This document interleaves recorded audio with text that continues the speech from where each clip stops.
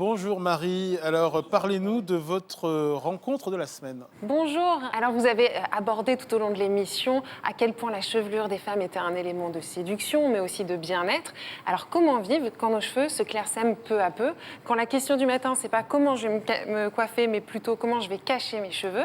Je suis allée rencontrer Laure, qui souffre d'une alopécie depuis ses 20 ans, et elle a appris à vivre avec, et mieux, elle a même créé son entreprise pour proposer aux femmes des solutions qui souffrent comme elle d'alopécie. Regardez.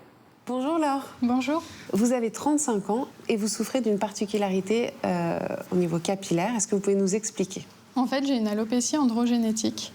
Donc c'est un mot peut-être impressionnant comme ça, mais c'est en gros une calvitie féminine.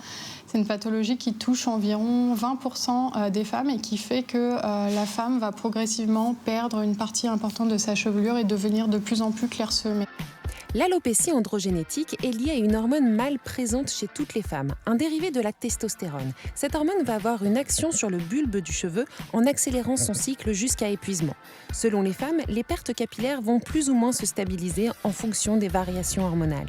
Pour autant, Laure ne considère pas cette particularité comme une pathologie. Un homme qui est chauve, on ne va pas dire qu'il est malade. Donc pour moi, une femme qui est chauve, elle a un problème, mais elle n'est pas forcément malade en fait. Pour une femme, perdre ses cheveux, c'est quelque chose, je ne sais pas pourquoi, mais qui est considéré comme honteux.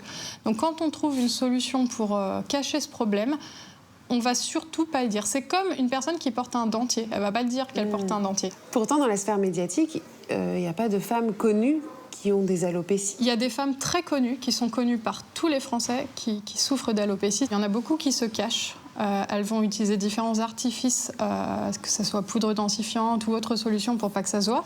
Et je pense qu'il y a aussi un biais, c'est que dans la sphère médiatique, les femmes qui sont très mises en avant, elles sont souvent très belles, elles ont souvent une très belle chevelure, elles portent des extensions.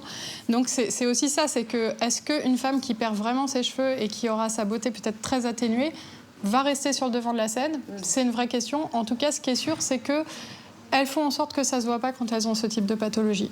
Pour les femmes qui souffrent d'alopécie, quelles sont les répercussions dans leur vie? Moi, je sais que pendant des années, j'en ai jamais parlé à personne, ni à mes amis, ni à ma famille, ni à mon conjoint, même s'il savait que j'avais ça, parce que juste j'avais honte de dire je souffre parce que je perds mes cheveux, en fait. Ça a un impact sur la qualité de vie. Moi, quand ma fille a eu 2 ans, et c'est là aussi une partie du déclic, je me prenais plus en photo avec ma fille de 2 ans, parce que ce que je voyais sur les photos, c'était oui, une belle petite fille, mais je voyais surtout une alopécie, en fait. Laure souffre aussi des regards insistants des collègues sur son cuir chevelu. Elle cache ce mal-être à son conjoint. Petit à petit, sa vie tourne autour de son alopécie, jusqu'au jour où elle a un déclic. J'ai décidé à ce moment-là de passer la porte d'une boutique de compléments capillaires. C'est quoi les compléments capillaires?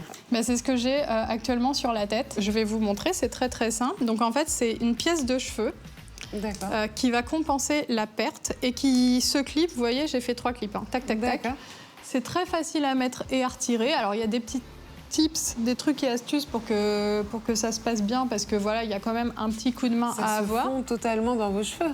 Voilà, ça se fond complètement. Et c'est une imitation du cuir chevelu qui est parfaite. Si on s'approche... D'accord, oui, ça fait une vraie raie naturelle. C'est indétectable. Normalement, il faut un miroir. C'est quand même plus confortable, mais bon, on va dire que j'ai l'habitude et je vais essayer d'y arriver. Et en 2-3 clips, on le fond avec ses cheveux. On peut bien sûr s'attacher les cheveux, faire des coiffures. Et là, voilà, ça fait quand même toute la différence. Ça a été une révélation pour moi. J'ai dû passer toute la première semaine à me regarder dans le miroir. Je me rappelle que j'étais au travail et je sortais pour aller aux toilettes pour me regarder et m'auto-trouver belle, en fait.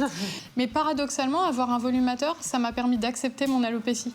Et maintenant, je ressens moins le besoin de le mettre parce que je me dis... oui, je deviens progressivement chauve, je suis très clairsemée, mais j'ai une solution. Si je veux être belle, je peux. Ouais, joli témoignage. J'aimerais vraiment saluer tout le travail de démocratisation de Laure, pour qui il est important de montrer des femmes dégarnies dans les médias et qu'il a fait elle-même dans mon sujet, donc merci. Et je conseille à toutes les femmes qui souffrent d'alopécie de découvrir la chaîne de Laure comme un diadème. Elle donne toutes ses astuces pour vivre avec un volumateur capillaire, comme on l'a vu, mais aussi pour assumer son alopécie.